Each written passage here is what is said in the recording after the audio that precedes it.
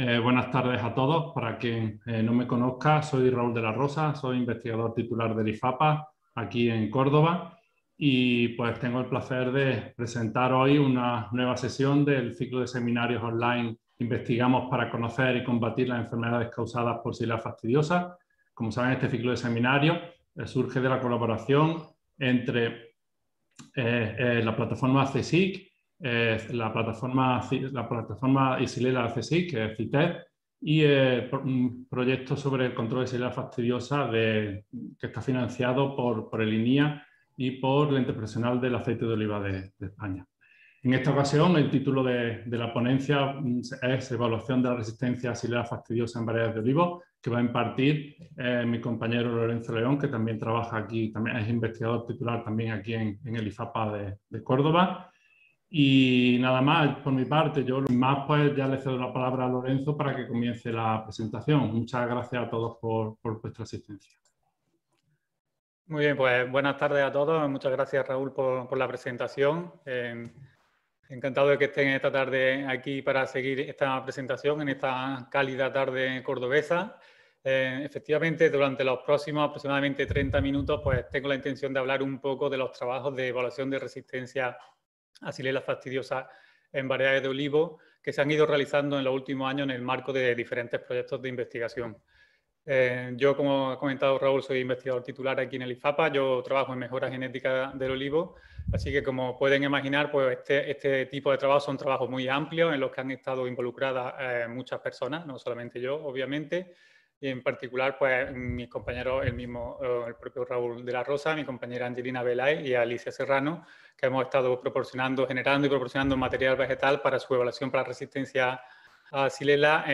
con distintos compañeros que iré mencionando a lo largo de la presentación. Nuestro objetivo final en este tipo de trabajo era sentar las bases para lo que podría ser un programa de mejora de genética para resistencia a Xylella fastidiosa, tratando de alguna manera de copiar lo que ya tenemos en marcha desde hace tiempo con otras enfermedades del olivar, en particular la verticilosis, que iré poniendo como ejemplo en varias ocasiones a lo largo de la presentación. Ya le adelanto que ha sido y está siendo un trabajo difícil, seguramente bastante más difícil de lo inicialmente previsto, aunque en general, como todos sabemos, pues las cosas en ciencia suelen tener estos problemas. Así que empiezo con esa pequeña frase de este tipo de coaching que ahora está tan de moda: las cosas difíciles requieren un largo tiempo y las cosas imposibles un poco más. Creo que esto que en general es cierto para muchos aspectos de la vida, pues refleja muy bien un poco la película que quiero contarles a continuación. Y esa película pues empieza para nosotros en 2013. Hasta entonces, muchos de nosotros, supongo que los que más se dedican más al ámbito de fitopatología no, pero para muchos otros que no trabajamos directamente en eso, pues la Xylella era una enfermedad que se sabía que existía en el mundo con gran diversidad de subespecies, que afectaba a muchos cultivos diferentes y concentrada fundamentalmente en el continente americano, en América del Norte, Central y del Sur. ¿Qué ocurrió? Entonces, en el año 2013 apareció este puntito aquí, en la zona de Italia, que reflejaba la aparición de esta enfermedad en olivo. A partir de ahí, pues salió un poco todo el boom de esta enfermedad que nos puso en marcha a trabajar en distintos aspectos de la misma. La situación actual, 8 años después, es la que vienen ahí en el mapa. Se han ido detectando distintos brotes en la Unión Europea que en la actualidad están sometidos a distintas estrategias de contención, en el caso de los que están marcados en verde, en la zona de Puglia, en Italia, en Córcega y en las Islas Baleares, y estrategias de erradicación en rojo en otros focos en Toscana, en Paca, en Alicante, en Madrid y en Oporto. Hasta ahí se ha extendido, hasta donde sabemos en la actualidad, los casos de Xylella fastidiosa. Todos esos casos están causados por una misma bacteria, Xylella fastidiosa, pero con una gran diversidad, como saben, de variantes, tanto de distintas subespecies como grupos genéticos que pueden ver ahí en el mapa los principales. De ellos se han detectado incidencias en olivo en 3 zonas principales. En Italia, como digo, que es donde saltó la alarma, donde más se extendió, donde más preocupación ha causado. También se han reseñado casos afectando al olivo en Mallorca, en las Islas Baleares, fundamentalmente en la isla de Ibiza, asociada a la subespecie Pauca, en el grupo ST80, y en la isla de Mallorca también. Hubo un caso aislado en Madrid asociado a la subespecie múltiple ST6, un caso puntual controlado en su momento y que seguramente estará erradicado o será eliminado próximamente. Y aparte de estos casos aquí en la Unión Europea, pues también en los últimos años se ha citado la incidencia de Xylella fastidiosa en olivar en otras zonas del mundo, asociadas también a diferentes subespecies y grupos genéticos en California, en Argentina o en Brasil. Como digo, nosotros cuando empezamos este trabajo queríamos un poco situarnos en relación a lo que ya teníamos hecho en verticilosis, que aparte es una enfermedad que comparte algunas características con Xylella fastidiosa. Por ejemplo, son enfermedades que causan sintomatologías parecidas, que tienen amplia variabilidad patogénica, como hemos visto en el caso de Xylella y en el caso de verticilosis, para los que no lo conozcan, pues también hay una amplia variabilidad de patotipos, más o menos agresivos, defoliantes y no defoliantes. Ambas enfermedades tienen un amplio rango de especies huéspedes y en ambos casos el control químico hasta la fecha pues, resulta ineficaz. Ahí en esa foto pueden ver síntomas de Xylella en la parte de la izquierda y de verticilosis en la parte de la derecha, que como pueden ver en algunos casos pues, son bastante similares, se asocian a los síntomas típicos causados por una marchitez vascular, disecación de hojas, de ramos. Son distintas las pautas en una enfermedad y en otra, pero en cierto sentido son parecidos. Y quizás lo más distintivo del recuadro que aparece aquí en el centro pues es esa quemazón en la apical de la hoja, que es más característica de Xylella fastidiosa, pero no tiene por qué darse siempre. En cualquier caso, lo importante es que los daños tanto de una como de otra enfermedad pueden llegar a ser muy importantes. Ahí veis la foto en la parte superior de Xylella en Italia y en la parte inferior derecha es una foto aérea de una parcela de olivar en la provincia de Jaén, con una afectación muy importante de verticilosis que, como veis, se manifiesta en un gran número de marras de plantas muertas en una plantación de este tipo. Es decir, que ambas enfermedades pueden llegar a ser muy, muy importantes. Como digo, en el caso de Xylella en olivar, el primer foco más importante y que sigue siendo el único importante hasta la fecha fue el que se dio en Italia, en la zona de la Puglia, en la punta del tacón de la bota de la península italiana, concentrado inicialmente en una zona más o menos concreta, pero que se fue extendiendo a lo largo del tiempo, se ha ido extendiendo, llegando prácticamente a ocupar ya todo lo que es el tacón de esa bota, incluso sobrepasando. Ya desde el principio de que se extendió la enfermedad en la zona esta de Italia, pues se empezó a observar que había diferencias entre las distintas variedades que se cultivaban en la zona con respecto a su susceptibilidad a la enfermedad. Desde el principio se observó como lechino, en la fotografía de la izquierda, mantenía un comportamiento de mayor resistencia a la enfermedad comparado con otras variedades tradicionales, como el caso de Lloraula, que podéis ver en la derecha. Aquí otra foto parecida, en este caso invertida, Ollarola a la izquierda, el lechino a la derecha, en una parcela común, en donde una no muestra apenas incidencia y otros son árboles prácticamente muertos. Algo parecido en una fotografía aérea, un lechino y Ollarola, lechino prácticamente sin afectación y Ollarola muy afectada por la enfermedad. En otros casos también se observó algún de este tipo en parcelas menores. Por ejemplo, la variedad Kalamata muy sensible con respecto a Fabulosa FS17 como una variedad más resistente a la enfermedad. Estas observaciones iniciales se fueron confirmando luego en distintos trabajos de seguimiento en campo ya sistemáticos, en los que se observó, como podéis ver en los distintos gráficos, pues una menor gravedad de la enfermedad en el caso de la variedad lechino comparada con otras, también un menor porcentaje de plantas infectadas, y también una menor cantidad de bacterias, tanto en lechino como en FS17, una menor cantidad de bacterias en las plantas infectadas con respecto a otras variedades mucho más susceptibles. De manera que, de alguna manera, esto supuso un poco el punto de partida para este posible trabajo de selección y mejora de resistencia a Xylella, que inicialmente se contempló, como en el primer proyecto que se contempló, fue en el proyecto X-Factor, que supongo que muchos de ustedes, casi todos lo conocen y en el que muchos habréis participado, que finalizó recientemente, el pasado mes de abril, que supuso, como digo, el punto de partida para hacer actividades de evaluación sistemática de resistencia a la enfermedad. Del principio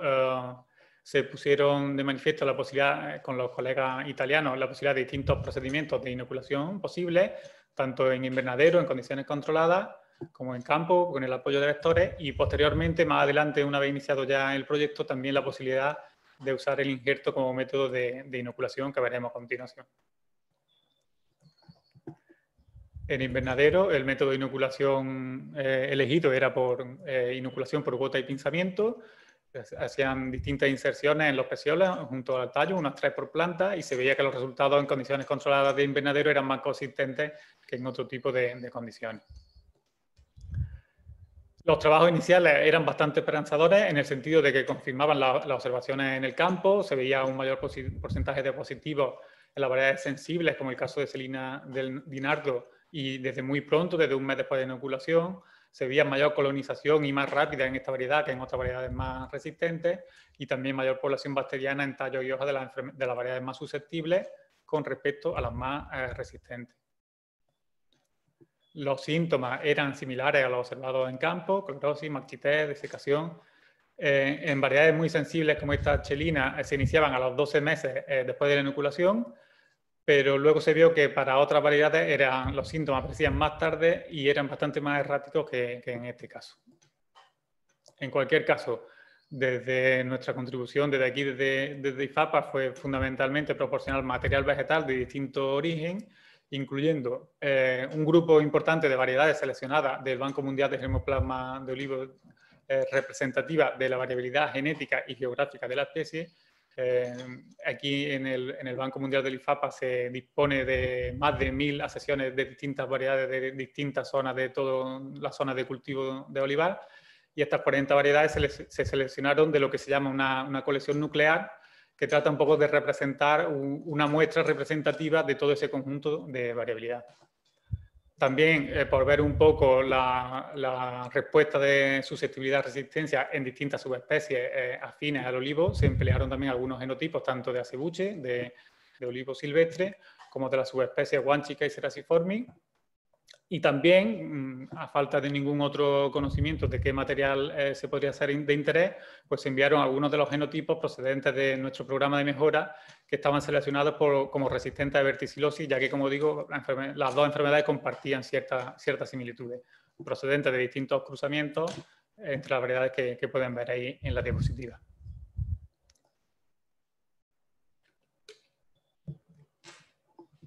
Aquí pueden ver un listado más completo de las distintas variedades que se enviaron a Italia para su evaluación. Como ven, son variedades muy distintas de muchos países, de casi todos los países. Están representados casi todos los países importantes en olivar. La evaluación se hizo primero en condiciones controladas en invernadero mediante inoculaciones en marzo-agosto de 2017. Algunas plantas hubo de reinocularlas posteriormente. Se utilizaba la cepa, la subespecie Pauca, la cepa de Dono ST53, que es la que ha causado tantos estragos allí en la zona de Italia. Y a los 3 años pues, hemos podido conseguir unos primeros resultados en base a 2 características fundamentalmente: la tasa de infección y la evaluación de la sintomatología, como entre muy susceptible cuando la planta está muerta, susceptible cuando hay un porcentaje importante de copa afectada, y resistente a tolerante cuando los síntomas son limitados o ausentes. Pero ya digo, una primera limitación que, como pueden ver, es bastante importante, es que se han necesitado 3 años para obtener una primera caracterización de estas variedades en condiciones controladas de invernadero, lo cual es mucho tiempo. Además, desafortunadamente, la mayoría de las 64, incluyendo variedades, selecciones de mejora y genotipos silvestres evaluados, han resultado tanto con una tasa de infección muy alta como una sintomatología muy alta de prácticamente planta muerta. Ahí pueden ver algunos ejemplos: manzanilla de Sevilla, morayolo, el control a la derecha y las plantas inoculadas en las macetas de la izquierda, donde el resultado final prácticamente es la muerte total de la planta. No solo en variedades, en algunos de los cruzamientos que habíamos enviado como resistentes a verticilosis, como pueden ver ahí en la foto de la izquierda, o subespecies finas, como en la foto de la derecha. En la mayoría de los casos se trataba de una gran tasa de infección y una sintomatología extrema con muerte de la planta. En algunos otros casos no llegó la sintomatología a causar la muerte total, pero en cualquier caso eran variedades sensibles con un porcentaje muy importante de afectación y una tasa de infección por parte de la bacteria muy alta, por lo tanto poco interesante desde el punto de vista de su resistencia.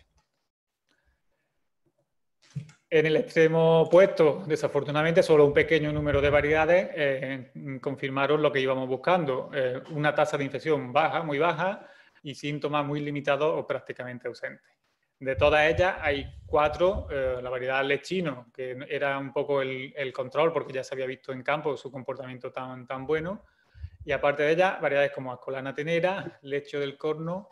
o Dócar, que pueden ver ahí algunas fotos de Ascolana y de lechino en comparación con los controles que apenas muestran sintomatología y muy poca tasa de infección de bacterias en la planta.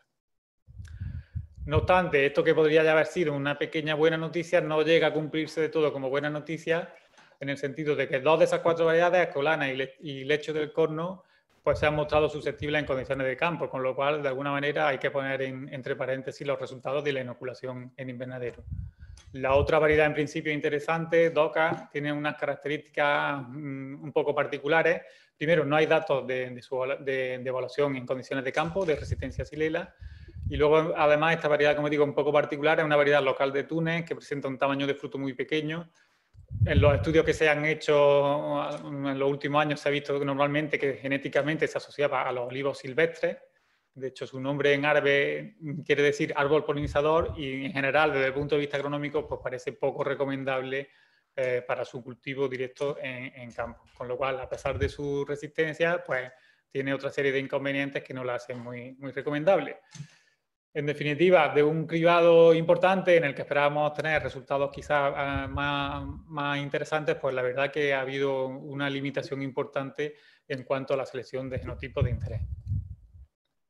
Además, la otra variedad que inicialmente en condiciones de campo también había dado unos resultados importantes, pues también hay que decir que en nuestro caso en particular, esta variedad FS17 ya la teníamos evaluada aquí en nuestros ensayos del programa de mejora, no en relación con esta enfermedad, porque ni siquiera estaba presente entonces, pero sí porque era una variedad que aparte de eso, pues se había recomendado como una variedad potencialmente interesante para cultivos en seto de alta densidad, que como saben están en expansión en los últimos años. Sin embargo, pues en nuestro trabajo de evaluación, en comparación con las variedades testigos para estos sistemas, como puede ser Arbequina o Arbosana, pues la verdad que tenía un comportamiento productivo mucho peor que estas variedades. También observamos en ellas dificultades en cuanto al comportamiento, hábitos de crecimiento y vigor, susceptibilidad a otras enfermedades, incluso alguna nueva enfermedad se describió que afectaba en particular a esta variedad. En fin, que de nuevo, desde el punto de vista agronómico, aparte de su posible resistencia a Xylella, pues tampoco aporta condiciones demasiado buenas como para hacerla recomendable. En general, en los que trabajamos en mejora tenemos muy claro que siempre las recomendaciones se deben basar en una evaluación en las distintas condiciones ambientales. Es muy difícil recomendar una variedad para distintas condiciones, con lo cual, como digo, independientemente de la posible resistencia a la enfermedad, siempre ser cautelosos con su recomendación de cultivo en otras condiciones.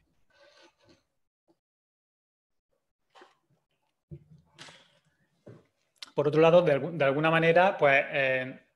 lo mismo que estamos comentando por el caso de Xylella, pues ocurrió en nuestro programa de mejora para resistencia a verticilosis, pues hemos atravesado un poco de estas fases inicialmente. Ahí en el gráfico pueden ver un resumen de trabajo de evaluación de resistencia a verticilosis llevada a cabo en el banco de germoplasma a partir de 90 variedades distintas. Como veis también, la mayoría de las variedades que se evaluaron inicialmente se caracterizaban como susceptibles o moderadamente susceptibles. Entre ellas todas las variedades importantes españolas, como Arbequina, Cornicabra, Hojiblanca, Manzanilla de Sevilla, Picual, todas eran susceptibles a la enfermedad. Y solo un pequeño grupo de variedades se catalogaban como resistentes, en particular estas 3 que vienen aquí, Changlorrea, Empeltro y Frantollo, que son las que se han difundido un poco más al agricultor. También en este caso, algo similar a lo que hemos comentado anteriormente para el caso de FS17, estas variedades también presentan otros inconvenientes desde el punto de vista agronómico que no la hacen perfecta por su más lenta entrada en producción, su menor rendimiento graso, su vigor excesivo en algunos casos, con lo cual pues también estimulaba la puesta en marcha de programas de mejora para obtener nuevas variedades resistentes. Afortunadamente, cuando hemos empezado a hacer esos cruzamientos dirigidos, un primer resultado, una primera consecuencia rápida que observamos es que cuando hacemos cruzamientos dirigidos entre variedades resistentes, pues ya como veis en los gráficos, la proporción de genotipos resistentes o moderadamente susceptibles aumenta con respecto a la inicial del conjunto de variedades de la colección, con lo cual las posibilidades de seleccionar nuevo material pues son más abundantes. En nuestro caso, para verticilosis, como ejemplo, la evaluación se realiza en distintas etapas, tanto en cámara de cultivo como en microparcelas, en condiciones seminaturales, como finalmente la evaluación y selección en condiciones naturales de campo, que es totalmente necesaria. No solo eso, la evaluación en condiciones controladas para verticilosis ha tenido muchos años de puesta a punto, pero muchos compañeros que han estado trabajando en estas metodologías se han puesto a punto diferentes métodos de inmersión de raíces, de inmersión de macetas completas, inyección en el tronco, de infestación en el suelo, y no solo la metodología, sino que se ha visto la influencia de muchas variables, la edad de la planta, el estado fisiológico, el tipo de aislado y medio de cultivo, los métodos de inoculación, como digo. Todo eso ocasionaba diferencias con respecto al inicio, la evolución de los síntomas, la diagnosticación, y nos permite el decir que cada método de inoculación puede ser más o menos interesante en función del objetivo principal que se persigue, pero que se requiere siempre, una puesta a punto importante para que realmente los procedimientos de evaluación sean consistentes y permitan obtener resultados que sean aplicables. Porque os hagáis una idea de la comparativa, estos son resultados de una inoculación de verticilosis. Aquí en el eje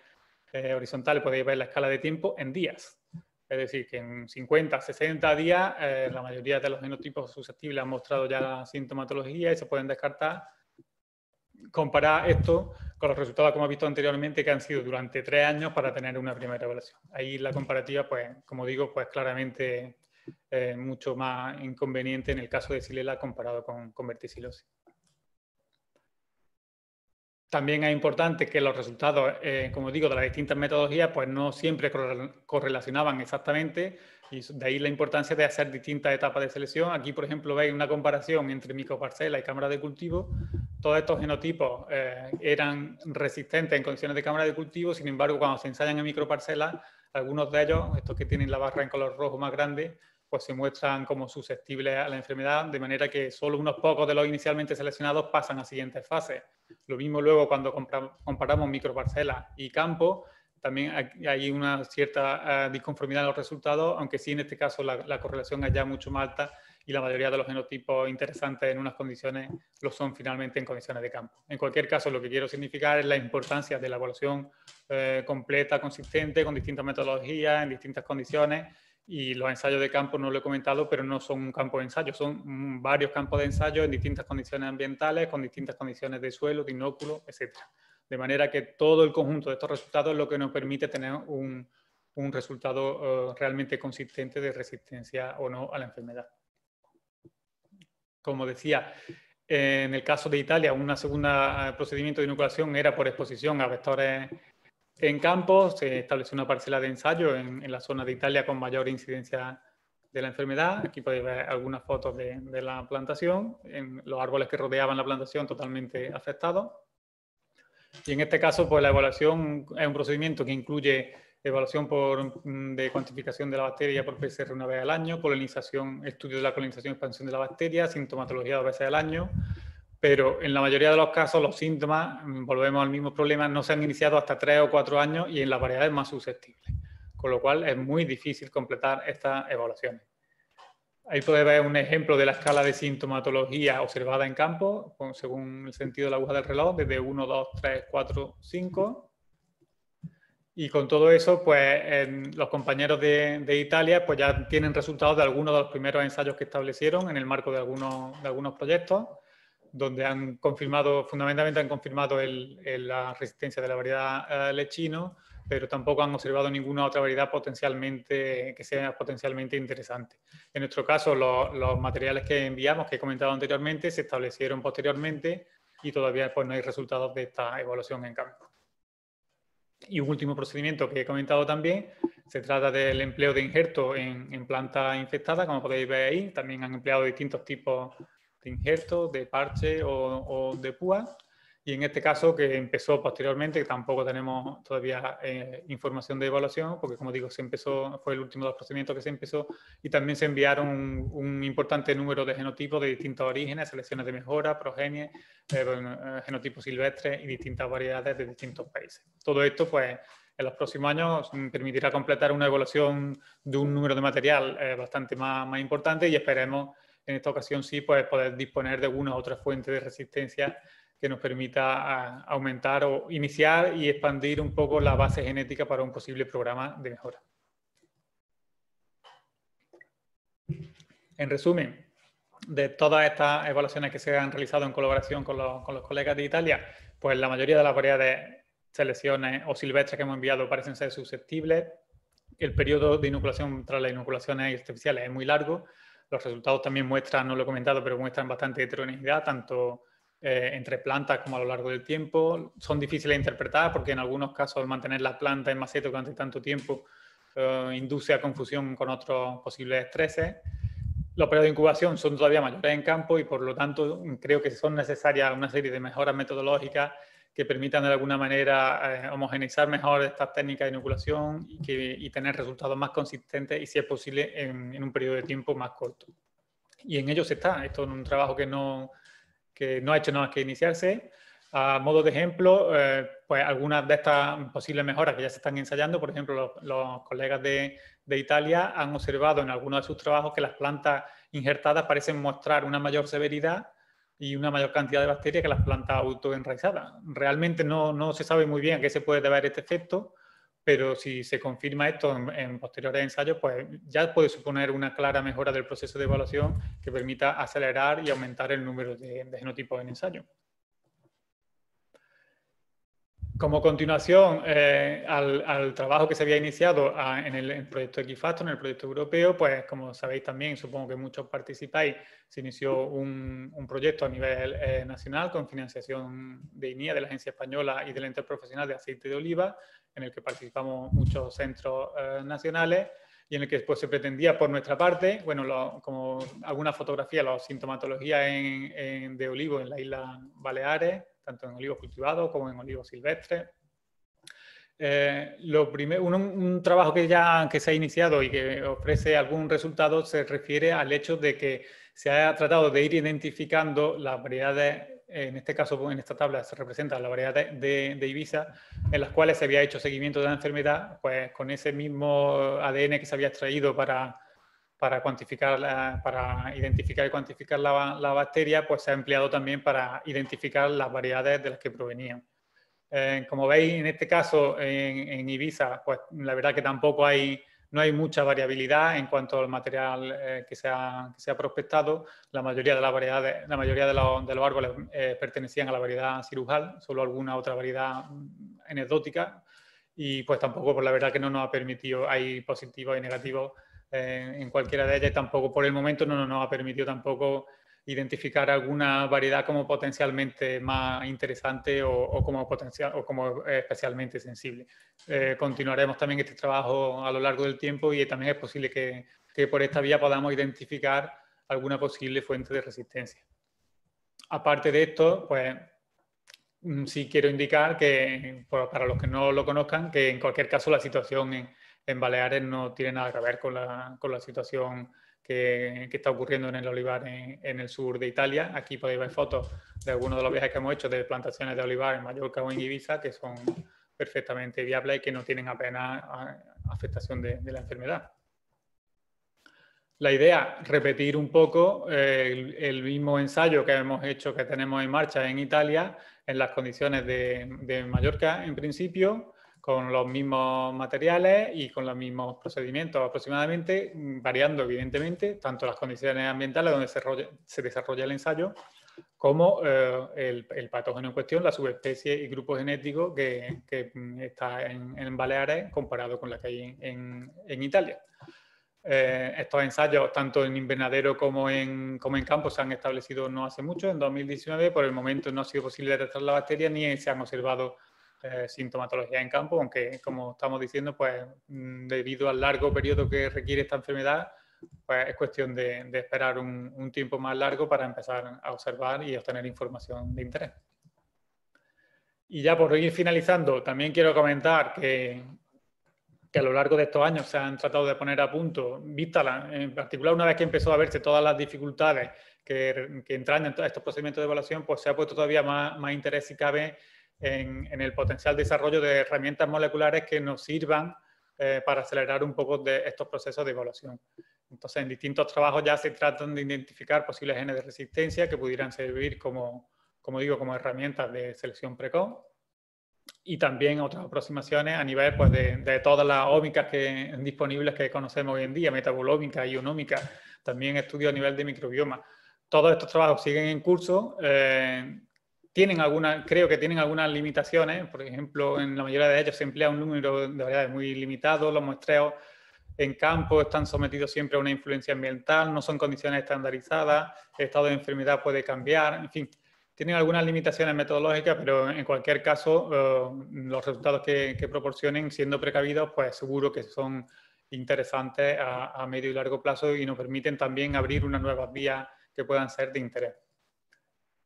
También por la experiencia de verticilosis, vuelvo a hacer la comparación, en este caso en verticilosis pues se lleva mucho tiempo haciendo este tipo de trabajo, unos trabajos en marcha, y se han identificado muchísimos genes potencialmente interesantes que además cumplen las más variadas funciones biológicas. De ahí a diseñar herramientas efectivas de selección, pues queda todavía un largo trabajo, por lo cual, insisto, hay que seguir trabajando y hay que dar más tiempo de que inicialmente posiblemente podíamos prever para obtener los resultados de interés. Y por concluir con un mensaje un poco más optimista,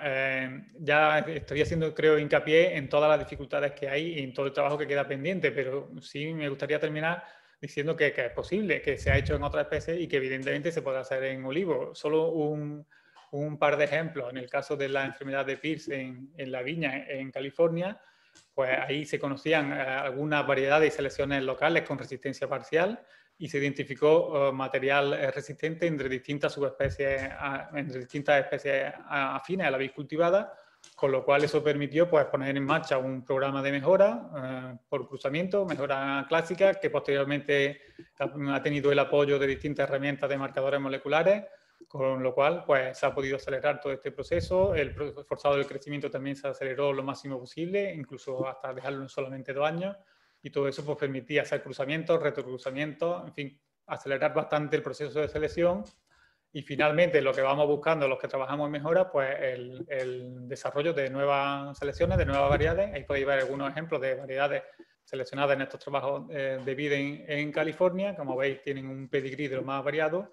pero como indico en la diapositiva, este proceso completo pues, ha tardado en torno a 20 años. No es una cosa que se puede hacer muy rápido, sino que requiere una inversión en tiempo y en recursos que son necesarios para llevarlo a término. Como bien sabemos, todos los que trabajamos, especialmente todos los que trabajamos en especies leñosas, donde todo se complica en cuestión de tiempo. Y también como ejemplo que he venido comentando de nuestro programa de mejora para resistencia a verticilosis, pues hoy en día tenemos puesto a punto un procedimiento también más o menos complicado, con distintas etapas, con distintos criterios de evaluación y de selección que nos permiten a lo largo del tiempo ir seleccionando genotipos de interés. También cuando ya llevas más tiempo trabajando en esta línea, pues por ejemplo en nuestro caso pues ya disponemos de cruzamientos de segunda generación, donde conocemos que los 4 abuelos de esos descendientes tienen resistencia a la enfermedad, y es posible que de esa manera pues consigamos incluso incrementar los niveles de resistencia con respecto a lo que ya tenemos. Y de nuevo, en definitiva, a lo largo del tiempo, pues conseguimos registrar nuevas variedades resistentes y con unas características agronómicas interesantes que están ya disponibles para el agricultor. Ahí en esa fotografía podéis ver algunas de las 3 nuevas variedades que hemos registrado justo este año resistentes a verticilosis, y que como veis también abajo han pasado 14 años desde que hicimos los cruzamientos, sin contar todo el trabajo previo que había de evaluación de resistencia en las variedades de las que proceden estos cruzamientos, pues han sido necesarios 14 años para completar todo este esquema de trabajo. Es un periodo muy largo, pero que es absolutamente necesario para completar los trabajos de mejora y de selección. Con lo cual, en Xylella pues no nos queda más remedio que tener claro que estos son los procedimientos que hay que seguir y que nos va a llevar un tiempo que quizás ha sido más largo de lo que esperábamos inicialmente. Y también por un poco acabar con un mensaje optimista, pues decir que en el caso de Xylella también tenemos ya algunos cruzamientos en curso entre las pocas selecciones, entre las pocas variedades que, como he dicho a lo largo de la presentación, han mostrado niveles de resistencia importantes, como lechino y FS17, pues ya hemos generado algunas progenies, tanto de polinización libre como de cruzamiento entre esas 2 variedades, que como veis, pues están ahí en nuestros campos de ensayo, irán creciendo, las iremos seleccionando para otros caracteres de interés en mejora, por un periodo juvenil corto, que sean productivas, que tengan buen rendimiento graso, y aquellas que seleccionemos, pues habrá que evaluarlas para su resistencia a Xylella, tanto en condiciones controladas como en condiciones de campo, en futuros proyectos de investigación que esperemos que vayamos consiguiendo en el futuro.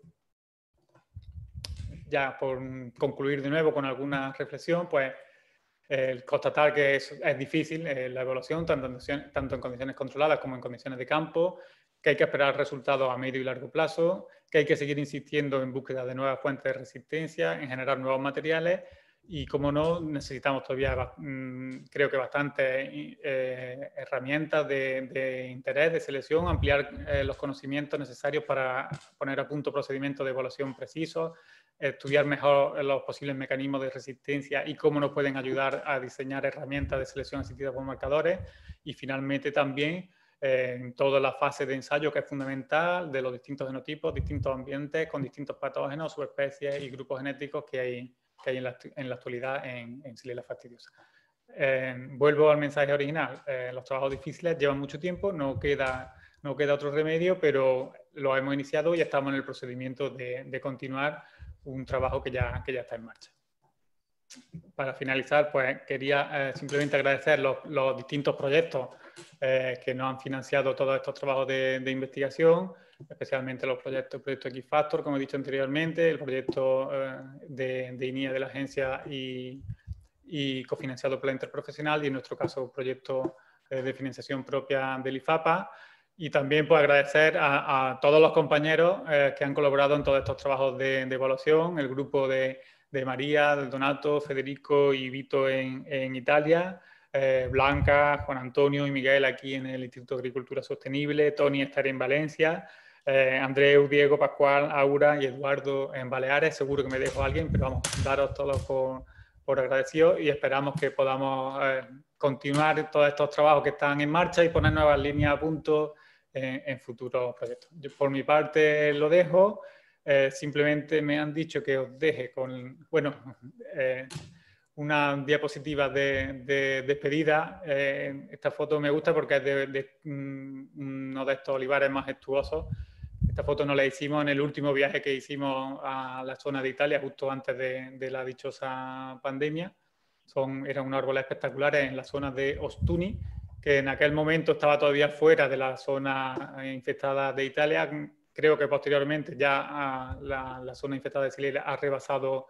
estas localidades. No sé hasta qué punto, espero que no se hayan visto muy afectados estos olivares, pero en cualquier caso queda ahí estos olivos como símbolo de lo que representa el olivar, de la fuerza que representa nuestro árbol en la batalla contra esta enfermedad, que esperemos que no se extienda y no haya que seguir librando en el futuro. Así que con eso me despido. Eso sí, les dejo también nota de nuestra dirección de Twitter, que es una herramienta que manejamos mucho por si quieren estar al tanto de todos estos trabajos. Y ahora sí, como decía, les dejo una última diapositiva que me han pedido de anuncio del siguiente seminario de esta serie, y le paso la palabra a Raúl, que supongo que lo presentará y da turno a las preguntas y cuestiones que tengáis de mi presentación.